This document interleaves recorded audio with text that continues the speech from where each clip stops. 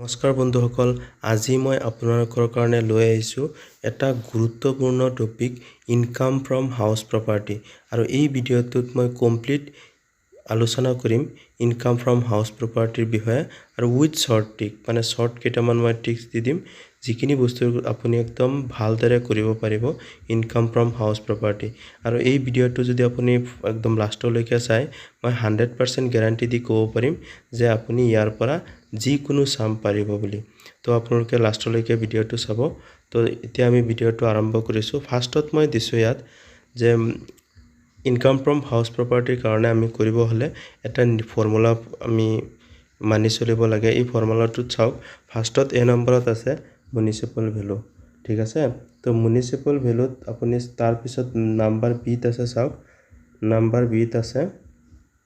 Fair rent, ঠিক আছে। তো এই দুটাৰ মাজত ফাৰ্ষ্টত আমি ল'ব লাগে এই দুটাৰ মাজত হায়েষ্ট কিমান আছে, কোনটো হায়াৰ হয়। তো ধৰি লৈছোঁ ফাৰ্ষ্টত যদি মিউনিচিপাল ভেলু আছে ধৰি লৈছোঁ যে 10,000 আৰু ফেয়াৰ ৰেণ্ট যদি 12,000 হয়, তো বেছি ফেয়াৰ ৰেণ্ট হ'ব, হয়নে নহয়। তেতিয়াহ'লে 12,000টো আমি চি নম্বৰৰ হেৰিত লিখিব লাগে, কলমত, ঠিক আছে। তো তাৰপিছত আমি কুৱেশ্যনত চাব লাগে আমাৰ ষ্টেণ্ডাৰ্ড ৰেণ্ট দিয়া আছে নেকি। ষ্টেণ্ডাৰ্ড ৰেণ্টটো দিয়া থাকিলে তাৰপিছত আমি লিখি দিব লাগে। তাৰপিছত আমি লিখিব লাগে এক্সপেক্টেড ৰেণ্ট। এক্সপেক্টেড ৰেণ্টটো আমি পাম যেটো নেকি আমাৰ আছে ইয়াত চি আৰু ডি এই দুটাৰ মাজত যেটো লোৱাৰ। এতিয়া ধৰি লৈছোঁ যে আমাৰ হায়াৰ ৰেণ্টটো কিমান আছিল 12,000, তো যদি ষ্টেণ্ডাৰ্ড ৰেণ্টটো থাকে 10,000, তো কম এক্সপেক্টেড ৰেণ্ট আমাৰ হ'ব লোৱাৰটো, মানে 10,000 হ'ব, ঠিক আছে। তাৰপিছত আপোনালোকে চাওক, যদি আপোনালোকৰ কুৱেশ্যনত একচুৱেল ৰেণ্ট ৰিচিভ দিয়া থাকে এইটো বস্তু লিখিব। লিখাৰ পিছত ই আৰু এফৰ মাজত আপুনি যেটো হায়াৰ পাব সেইটো হ'ব আপোনালোকৰ গ্ৰছ এনুৱেল ভেলু। তো ইয়াত মই এটা শৰ্ট ট্ৰিক কৈ দিব ওলাইছোঁ, আপোনালোকে লিখি ল'ব নিজৰ কপিত, ছাইডত হেৰি কৰি থ'ব, মাৰ্ক কৰি দিব। আপোনালোকৰ কপিত তেনেকৈ লিখিব, এল নহয়, ফাৰ্ষ্টত আপোনালোকে লিখিব এইচ মানে হাই ল হাই। এইখিনি বস্তু আপোনাৰ একদম অতি গুৰুত্বপূৰ্ণ, হাই ল হাই এইখিনি বস্তু মনত ৰাখিব। তো এইখিনি বস্তু মনত ৰাখিলে আচলতে আপোনালোকৰ মানে এই চামটো কৰাত বহুত সুবিধা হ'ব। তাৰপিছত চাওক, মই ইয়াত দিছোঁ যে নেট এনুৱেল ভেলু। আচলতে গ্ৰছ এনুৱেল ভেলুটো ওলোৱাৰ পিছত আমি যেতিয়া নেকি মিউনিচিপাল টেক্স যেটো থাকে আমাৰ কুৱেশ্যনত দিয়া থাকিব যে municipal tax actual paid by owner during the previous year. আচলতে আপোনালোকৰ কুৱেশ্যনত মিউনিচিপাল টেক্স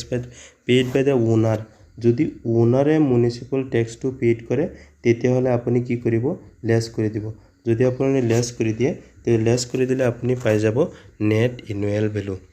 ঠিক আছে। তো আপোনালোকে এইখিনি চাগে বুজি পাইছে। যেতিয়া আমি চামটো কৰিম তেতিয়া আপোনালোকে ভালদৰে বুজি পাব। তো মই এতিয়া ফাৰ্ষ্টতে প্ৰথম কুৱেশ্যন এটাত আহিলোঁ। তো ফাৰ্ষ্টৰ কুৱেশ্যনটোত কি দিছে চাওক, B K owns a house the particular regarding the house। মই কুৱেশ্যনটোত আচলতে এইফালে আৰু আছিল কুৱেশ্যন, মই সেইখিনি কাটি দিছোঁ আপোনালোকৰ সুবিধাৰ কাৰণে। তো ফাৰ্ষ্টত আমি এটা ইজি চাম কৰি লওঁ, তাৰপিছত আমি ধৰিব পাৰিম, ঠিক আছে। তো এতিয়া চাওক, এইটো কুৱেশ্যনত চাওকচোন যে মিউনিচিপাল ভেলু দিছে 25,000 আৰু ফেয়াৰ ৰেণ্ট দিছে 26,000। আৰু আমি ইয়াত জানো আমাৰ নিয়মটো কি আছিল যে ফাৰ্ষ্টত মিউনিচিপাল ভেলু লিখিব লাগে। তো মিউনিচিপাল ভেলু কিমান দিছে 25,000, হয় নে নহয়। মিউনিচিপাল ভেলু দিছে আমাৰ 25,000। তো 25,000 লিখাৰ পিছত ইয়াত চাওক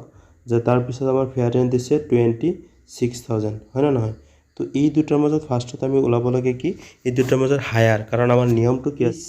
এল এইচ মানে হায়াৰ লোৱাৰ এণ্ড হায়াৰ, হয় নে নহয়। তো ফাৰ্ষ্টত আমি হায়াৰটো, তো হায়াৰ ইয়াত কিমান আছে 26,000, হয় নে নহয়। তাৰপিছত চাওক আমাৰ এতিয়া আমি এইখিনি হায়াৰ ওলোৱাৰ পিছত আমি পুট কৰিব লাগে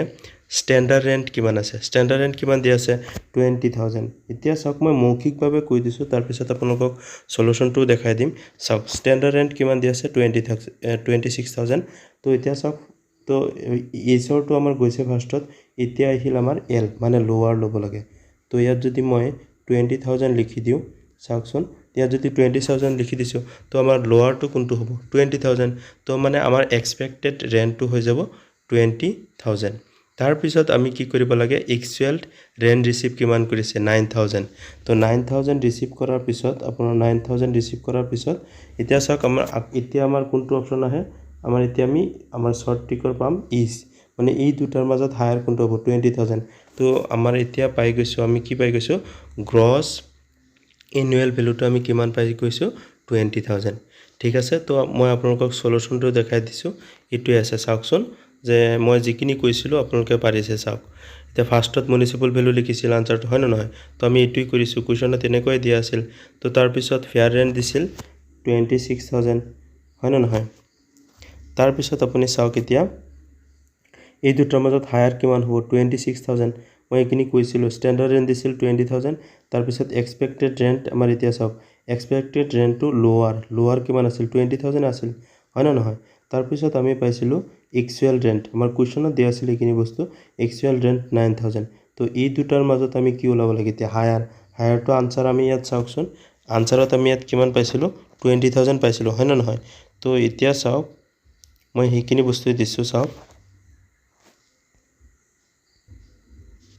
আৰু না ইয়াত আমি পাইছিলো 20 আমাৰ ইয়াত আনসাৰটো 20,000 এ পাইছো তো মানে আপোনালোকে এতিয়া গম পাইছে চাগে ভালদৰে বস্তুখিনি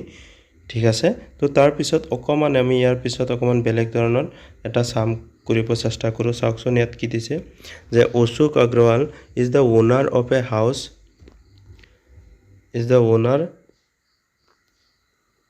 of a house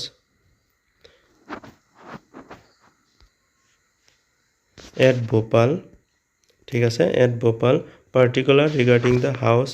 RS under এতিয়া চাওক ইয়াত দিছে ফাৰ্ষ্টত মিউনিসিপাল ভ্যালু অফ দা হাউস দিছে 66,000 তাৰ পিছত ফেয়াৰ ৰেন্ট দিছে 96,000 আসলতে এইকেইটা চাওক যে আমি কি মনত ৰাখিব লাগে ইজ মানে হায়াৰ লয়াৰ হায়াৰ এইখিনি চাগে আপোনালোকে একদম ভালদৰে এই ট্ৰিকটো মনত ৰাখক এই সামটো আপুনি 100% পাৰিব তো আৰু এটো সামত কন্ডিশন বাকি কিটা চাই ল যে standard rent under rent control কিমান দিছে 84,000 তাৰ পিছত house property has been let out 7,500 PM মানে হৈছে পাৰ মান্থ ঠিক আছে তাৰ পিছত দিছে municipal tax paid by the tenant during the year 5,000 ইয়াত এটা বস্তু মই মাজতে কৈ থৈ যাও এতিয়া চাওক আমি নিয়মত কি পাইছিলো যে মিউনিসিপাল ট্যাক্সটো ওনাৰে পৰিশোধ কৰে এটো ওনাৰ দিছে নেকি টেনেন্ট মানে ভাড়াটিয়া দিছে হয় না নহয় তো এটো আমাৰ ফাৰ্ষ্টতে আমি এটো কেনসেল কৰিলো কাৰণ টেনেন্টে দিলে নহব মানে এটো মালিকে দিব লাগিব ওনাৰ জনে যদি দিয়ে তেতিয়া হলে আমি লেস কৰিব পাৰি আৰু লেস কৰিলে আমি কি পাই যাও নেট এনুৱেল ভ্যালু ঠিক আছে তো তাৰ পিছত আৰু এটা কন্ডিশন দিছে চাওক দা house was vacant for 3 months during the previous year 2019-20 তো ঘৰটো মানে যেটো ঘৰ ভাড়া দিছিল এই ঘৰটো কিন্তু 3 মাহ কি আছিল আমাৰ কি কৈছে 3 মাহ ভেকেন্ট মানে খালি আছিল ঠিক আছে তো ইয়াত চাওক ফাৰ্ষ্টৰ পৰা বস্তুখিনি আমি বুজি পাইছো তো এতিয়া কৰিব পাৰিম চাওক তো মই ফাৰ্ষ্টত এইখিনি বস্তু মুছি লৈছো আপোনালোকৰ সুবিধাৰ কাৰণে তো ফাৰ্ষ্টত চাওক এইখিনি সাম আসলতে আমি মনত ৰাখিলে ডাইৰেক্ট কৰিব পাৰিম চাওক মিউনিসিপাল ভ্যালু কিমান 66,000 তাৰ পিছত ফেয়াৰ ৰেন্ট কিমান দিছে 96,000 তো এই দুটাৰ মাজত ফাৰ্ষ্টত আমি কি ওলাব লাগে ইজ হয় না নহয় এটো আপোনালোকে লাগিলে কোৱেশ্চনৰ চুকত এনেকৈ লিখি লব তেতিয়া সুবিধা হ'ব চাওক মিউনিসিপাল ভ্যালু কিমান দিছে 66 আৰু ফেয়াৰ ৰেন্ট 96,000 তো এই দুটাৰ মাজত হায়াৰ টু ওলাব লাগে হায়াৰ কিমান আছে 96,000 হয় না নহয় তাৰ পিছত চাওক আপুনি স্ট্যান্ডাৰ্ড ৰেন্ট কিমান দিছে 84,000 তো 84,000 আৰু 96,000 ৰ মাজত আমি কি ওলাব লাগে তাৰ পিছত লোৱাৰ তো লোৱাৰটো কিমান হ'ব 84,000 হয় না নহয় তাৰ পিছত চাওক আপুনি মোৰ জিৰো কেটা অকমান বেলেগ হৈ গৈছে এইখিনি আপোনালোকে ধ্যান নিদিব তাৰ পিছত চাওক যে আমাৰ কি দিছে house property has been let out for 7,500 per month মানে হাউস ৰেন্ট মানে এতিয়া চাওক হাউস প্ৰপাৰ্টি মানে এই ঘৰটো ভাড়া দিছিল মানে কিমান টকাতকে ভাড়া দিছিল 7,500 per month কে তো এটো বস্তু আমি ওলাব লাগিব মই আপোনালোকক ক্যালকুলেশনটো দেখাই লৈছো আপোনালোকৰ সুবিধাৰ কাৰণে চাওক ফাৰ্ষ্টত আপুনি এইখিনি ক্যালকুলেশন আমি 84,000 পাই গৈছিলো হয় না নহয় 84,000 পোৱাৰ পিছত আমাৰ ইয়াত চাওকচোন এক্সুৱেল ৰেন্ট যেটো আছে হেতু মানে কিমান এক্সুৱেলিতেও ভাড়া হিচাপে পাইছিল চাওকচোন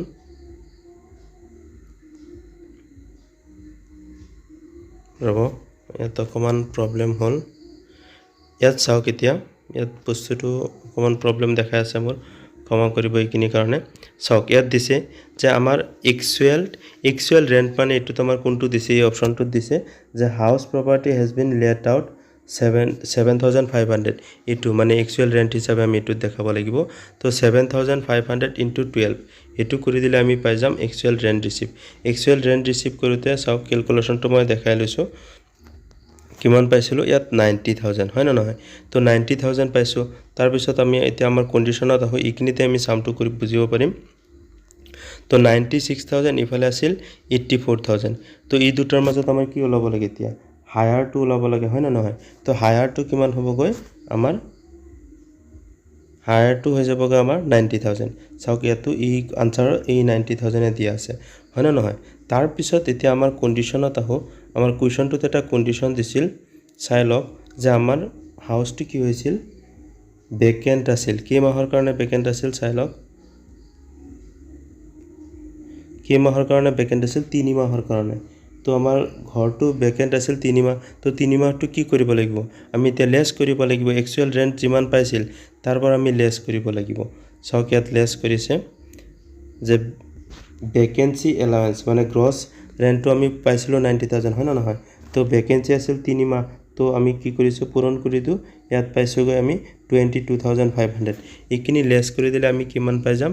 67500 ঠিক আছে তো তাৰ পিছত আমাৰ কোৱেশ্চনটো আৰু অকমান চাই ল আমি কোৱেশ্চনটো চাই ল বলক তো কোৱেশ্চনত কি দিছিল যে municipal tax paid by the tenant মই একিনি বস্তু আগতে কৈ দিছো টেনেন্ট মানে ভাড়াটিয়া দিছে যেহেতু ভাড়াটিয়া দিছে এটো ইনকাম ট্যাক্স আইন মতে এটো আমাৰ কি নহব গ্ৰহণযোগ্য নহব যদি ওনাৰ জনে মিউনিসিপাল ট্যাক্স পৰিশোধ কৰিলে হয় তেতিয়া কিন্তু আমি 5000 মাইনাস কৰি দি আমি কি পাই গলো হয় নেট এনুৱেল ভ্যালু যেহেতু ইয়াত কি কোনে দিছে টেনেন্টে দিছে তো ইয়াত দি দিছে চাও যে municipal tax paid not allowed as the amount paid by the tenant বুজি পাইছে তো আমাৰ 67500 হ'ব আমাৰ নেট এনুৱেল ভ্যালু ঠিক আছে চাগে আপোনালোকে বস্তুখিনি ভালদৰে বুজিব পাৰিছে আৰু যদি কিবা প্ৰবলেম পাইছে মোক কমেন্টত জনাব আৰু আপোনালোকে এনেকুৱা ভিডিও যদি বিচাৰে কমেন্টত ক'ব এইখিনি বস্তু ঠিক আছে তো তাৰ পিছত মই এতিয়া লৈ আহিছো আৰু এটা কোৱেশ্চন এটো কোৱেশ্চনত অকমান বেলেগ আপুনি চাই লব এটো কোৱেশ্চনত কি দিছে চাওক যে Mr. Radha Chaudhary is the owner of a house property in Bongaigaon. The house is let out rent at a rent of 10,000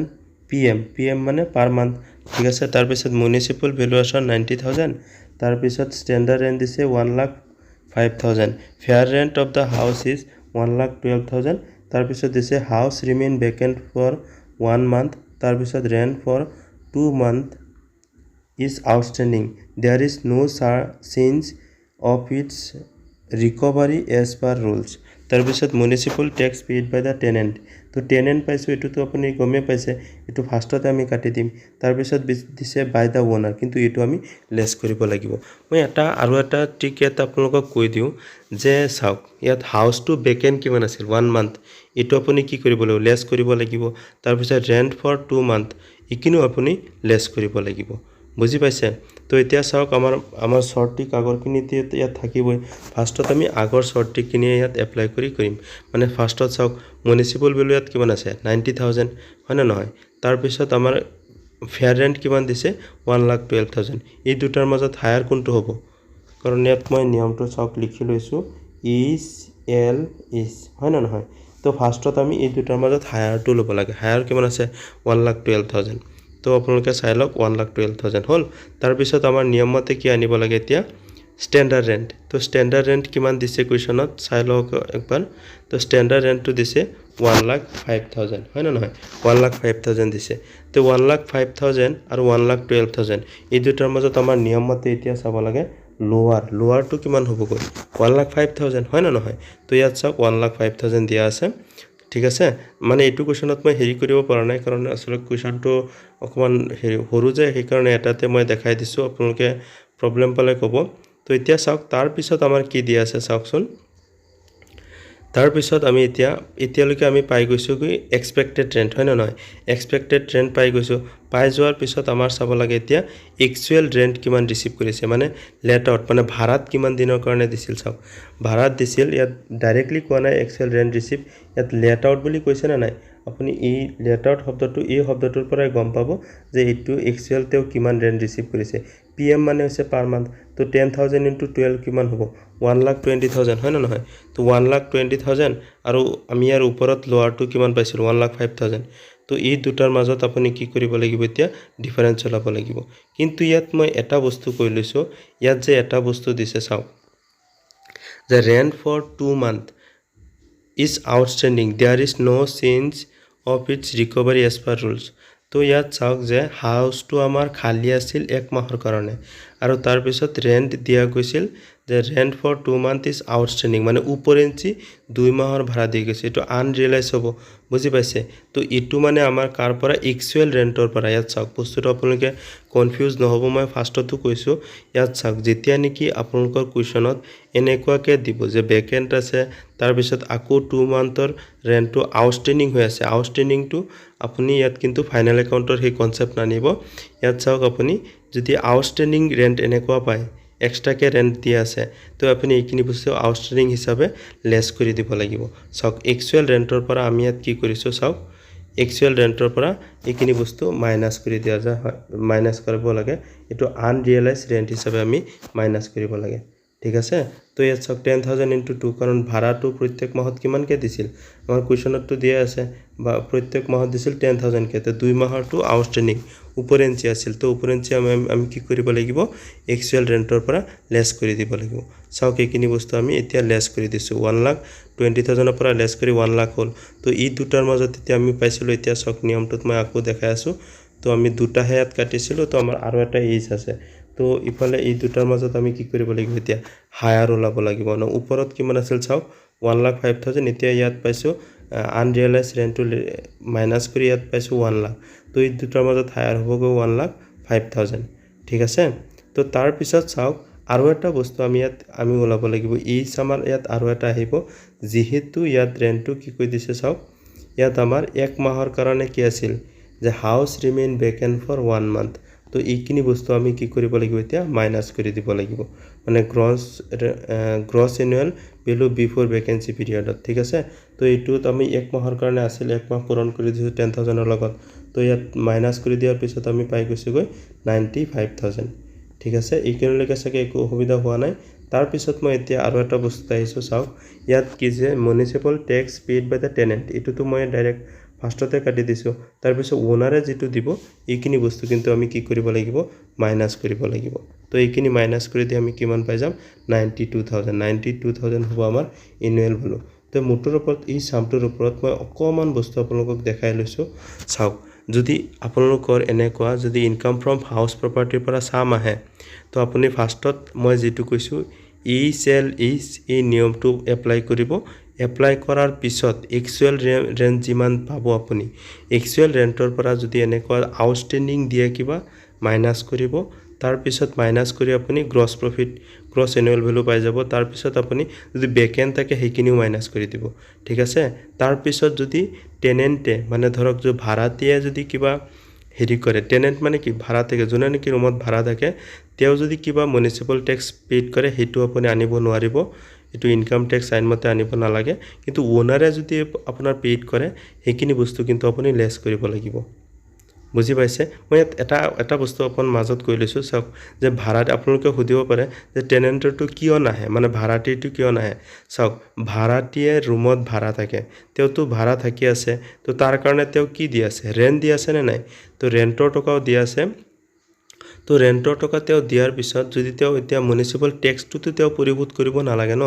পৰিশোধ কৰিব মালিকে যদি তেও পৰিশোধ কৰে হেকিনি বস্তু কি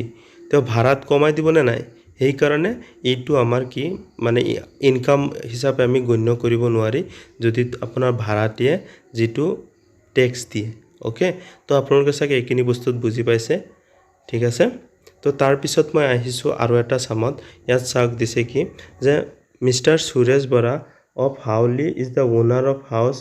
property in Guwahati. The house is let out rent of 11,000 per month তাৰ পিছত দিছে its municipal value is 90,000 standard rent 1,09,000 fair rent দিছে 1,12,000 তাৰ পিছত দিছে the house was self occupied for 2 months মানে মালিকে 2 মাহ নিজে ব্যৱহাৰ কৰিছে তাৰ পিছত rent for 2 months is outstanding তো এটো আমি গম পাইছো আগৰ সামতো পাইছো এটো লেস হ'ব হয় না নহয় তাৰ পিছত আমাৰ self occupied এটো আমি লেস কৰিব লাগিব তো municipal tax paid 8,000 ইয়াত এটা বস্তু চাওক ইয়াত মালিকে কৰিছে নে ভাড়াটিয়া কৰিছে এটো কোনো নিৰ্দিষ্ট আমাক ডাইৰেক্টলি উল্লেখ কৰি দিয়া নাই কিন্তু ইয়াত এটা বস্তু যদি মালিকে দিয়া নাই ধৰকেত মালিক বা তোমাৰ আপোনাৰ মানে টেনেন্ট দুটাৰ পৰা এটাও দিয়া নাই তো আমি এটো ধৰিব লাগিব যে ওনাৰে পৰিশোধ কৰিছে ওনাৰ ঠিক আছে ওনাৰ মানে মালিকে দিছে মানে একিনি বস্তু আমি কি কৰিব লাগিব মাইনাস তো বুজি পাইছে তো এতিয়া এই সামটোত মই আপোনালোকক মৌখিকভাৱে কৈ লৈছো চাওক মিউনিসিপাল ভ্যালুৰ পৰা আপুনি কি কৰিব ফাৰ্ষ্টত লিখিব এ নম্বৰ অপচনত মিউনিসিপাল ভ্যালু হয় না নহয় তাৰ পিছত আপুনি লিখিব ফাৰ্ষ্টত লিখিব মিউনিসিপাল ভ্যালু তাৰ পিছত ফেয়াৰ ৰেন্ট এই দুটাৰ মাজত কি ওলাব ইজ মই আকৌ লিখি দিছো ই সেল ইজ তো ফাৰ্ষ্টত হায়াৰ লব তাৰ পিছত আপুনি লোৱাৰ লব তাৰ পিছত আপুনি আকৌ হায়াৰ লব ঠিক আছে তো তেনেকে যদি আমি সামটো কৰো তো মিউনিসিপাল ভ্যালুটো ফাৰ্ষ্টত লিখিম তাৰ পিছত আমি ফেয়াৰ ৰেন্ট লিখিম তো মিউনিসিপাল ভ্যালু আছে 90,000 ফেয়াৰ ৰেন্ট দিয়া আছে 1,12,000 তো এই দুটাৰ মাজত আমাৰ কি লাগে হায়াৰ লাগে তো 1,12,000 মানে এইখিনি সাম আমি আসলতে মৌখিকভাৱেও কৰিব পাৰো তাৰ পিছত চাওক তো 1,12,000 আমি পাই আছো হায়াৰ তাৰ পিছত আমি চাব লাগে স্ট্যান্ডাৰ্ড ৰেন্ট কিমান দিছে 1,09,000 তো 1,12,000 ৰ লগত আপুনি চাওক 1,12,000 তাৰ পিছত যদি আপুনি চাই যে 1,09,000 তো এই দুটাৰ মাজত লোৱাৰ কিমান হ'ব 1,09,000 হয় না নহয় তো এটো পাই যোৱাৰ পিছত আমি কি কৰিব লাগে যে এক্সুৱেল ৰেন্ট কিমান পাইছে তে 11,000 into 12 আপুনি পূৰণ কৰি দিব কিন্তু ইয়াত এটা বস্তু ৰব যে সেলফ অকুপাইড দিছিল ন মালিকজনে 2 মাহ ব্যৱহাৰ কৰিছিল তো 12 মাহটো কমপ্লিট কৰিব পৰা নাই হয় না নহয় বলক আমি এটো সামটো মই হেৰিত আপোনাক নি বুজাব খুজি আছো তো আপুনি এটো সামত চাই লওক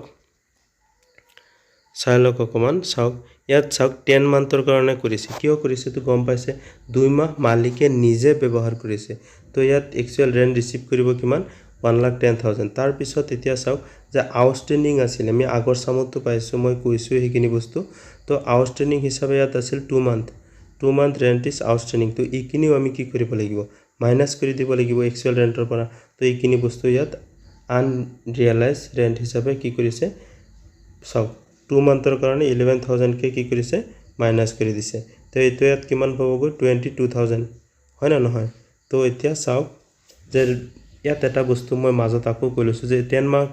মান্থৰ কাৰণে কিয় ধৰিছে গম পাইছে কাৰণ সেলফ অকুপাইড আছিল 2 মান্থৰ তো 12 মাহ হয় না নহয় 12 মাহৰ পৰা মানে 2 মাহ গুছি গল 10 মান্থ তাৰ পিছত এতিয়া আনৰিয়েলাইজ আছিল আউটস্ট্যান্ডিং আছিল 2 মান্থৰ তো 2 মান্থৰ তো আমি মাইনাস কৰিলে আমি পাই যাম গৈ 88,000 ঠিক আছে তো 88,000 পাই যাম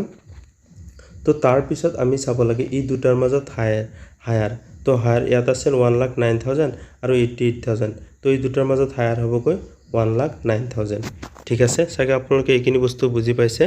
তো তাৰ পিছত এতিয়া চাম যে মিউনিসিপাল ট্যাক্স পেড কোনে কৰিছে এইখিনি বস্তু মই আগতে কৈছো এতিয়া কৈছো চাওক যেহেতু কোনো দিয়া নাই তো ওনাৰে দিছে বুলি আমি ধৰি লব লাগে তো আমি আকৌ লেস কৰি দিম গ্ৰছ এনুৱেল ভ্যালু পোৱাৰ পিছত লেস কৰি দিম মিউনিসিপাল ট্যাক্স তাৰ পিছত আমি পাই যাম নেট এনুৱেল ভ্যালু মই আশা কৰিছো এইখিনি আপোনালোকে চাগে বুজি পাইছে হয় না নহয় যদি বুজি পোৱা নাই আপোনালোকে কমেন্ট কৰিব মই ইয়াৰ পিছত আকৌ আৰু এটা কোৱেশ্চন লৈ আহিম তো ইয়াৰ পিছত মই আৰু এটা কোৱেশ্চন লৈ আহিছো চাওক যে mister Mukul Sharma of Lumding is the owner of house property in Guwahati the house is let out rent of ₹12,000 PM per month মানে তাৰ পিছত দিছে its municipal valuation is 1 lakh PA মানে হৈছে পাৰ এনাম হয় না নহয় তাৰ পিছত standard rent is 1,10,000 PA per annum fair rent of the house is 1,12,000 the house rent for 2 months is outstanding মানে এটো আমি মাইনাস কৰিব লাগিব এক্সুৱেল ৰেন্টৰ পৰা বুজি পাইছে তাৰ পিছত দিছে there is no sense of its recovery as per the rule municipal tax 7,000 200 ঠিক আছে এটো সামটো একদম ইজি আপোনালোকে পাৰিব কাৰণ ইয়াতকে আমি হাৰ্ড সাম এটা কৰিছো তথাপি মই মুখে মুখে কৈ দিছো চাই লব তো ফাৰ্ষ্টত আমি কি কৰিম মিউনিসিপাল ভ্যালুটো লিখিম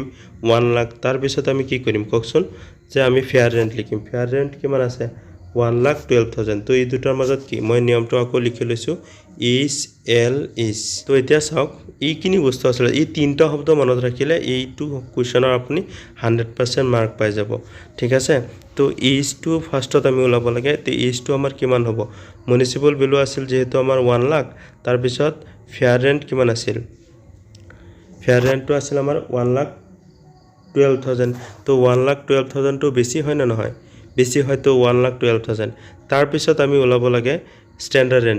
ৰেন্ট আছে 1,10,000 তো এই দুটাৰ মাজত ওলাব লাগিব তাৰ পিছত আমি এল মানে লোৱাৰ টো হ'ব 1,10,000 ঠিক আছে তো তাৰ পিছত আমি কি লিখিব লাগে চাওক যে আমি এক্সুয়াল ৰেন্ট কিমান ৰিসিভ কৰিছো এক্সুয়াল ৰেন্ট কিমান আছে 12,000 * 12 ঠিক আছে তো পূৰণ কৰিলে আমি পাই যাম 1,44,000 হয় না নহয় তো 1,44,000 তাৰ পিছত মই এটা বস্তু আগতেও কৈছিলো যেতিয়া আমাৰ ইয়াত যেহেতু দিছে the house rent for 2 months is outstanding to কি কৰিব লাগে এক্সুয়াল ৰেন্টৰ পৰা আমি লেছ কৰি দিব লাগে তো ইয়াত 12,000 * 2 বুজি পাইছে তো এইখিনি আমি কি কৰিব লাগিব মাইনাস কৰিব লাগিব এতিয়া মই আপোনালোকক আনসাৰটো দেখাই আছো চাই লব চাওক ইয়াত চাওক যে 1,44,000 ৰ পৰা 12,000 * 2 কৰি 24,000 হৈছিল এখিনি মাইনাস কৰি দি কিমান পাইছো আমি তো ইয়াত পাম 1,20,000 তো এই দুটাৰ মাজত আমি কি কৰিব লাগে এতিয়া হায়াৰ কাৰণ ই সেটা আমাৰ বাকি আছিল না নাই চাওক মই দেখাই লৈছো আপোনালোকক ইয়াত ই সেটা আমাৰ বাকি আছিল না নাই তো মানে ইয়াত আকৌ আমি হায়াৰ ওলাব লাগে তো হায়াৰটো ইয়াত কিমান ওলাইছে চাওকচোন হায়াৰটো আমি পাই যাম ইয়াত 1,20,000 হয় না নহয় 1,10,000 আৰু 1,20,000 ৰ মাজত হায়াৰটো হ'ব 1,20,000 তাৰ পিছত আমি কি পাই যাম আমি এটো পাই যাম আমি গ্ৰছ এনুৱেল ভ্যালু হয় না নহয় তো তাৰ পিছত এতিয়া মই দেখাই আছো কোৱেশ্চনটোত যাওক আমি তো কোৱেশ্চনটো এতিয়া চাই লওক যে মিউনিসিপাল ট্যাক্স পেড 7,200 ইয়াত ওনাৰ নে টেনেন্ট কোন ভাড়াটি নে মালিকজন কোনো দিছে নে যদি কোনো দিয়া না থাকে তেতিয়া আমি গম পাম এটো ট্যাক্সটো কোনে দিছে মালিকজনে দিছে ঠিক আছে তো এতিয়া চাওক তো এটো আমি হিচাপে মালিকজনে দিয়া বুলি ধৰি লৈছো তাৰ পিছত আমি এটো লেছ কৰি দিছো গ্ৰছ এনুৱেল ভ্যালুৰ পৰা লেছ কৰি দি পাম আমি 1,12,800 ঠিক আছে তো আপোনালোকে এই ভিডিওটোৰ পৰা উপকৃত হৈছে বুলি মই ধৰি লৈছো আৰু আপোনালোকে যদি ভিডিওটো ভাল পাইছে তেতিয়া চেনেলটো সাবস্ক্ৰাইব কৰিব আৰু লাইক কৰিব আৰু বন্ধু বৰ্গৰ মাজত আপুনি শেয়াৰ কৰিব থ্যাংক ইউ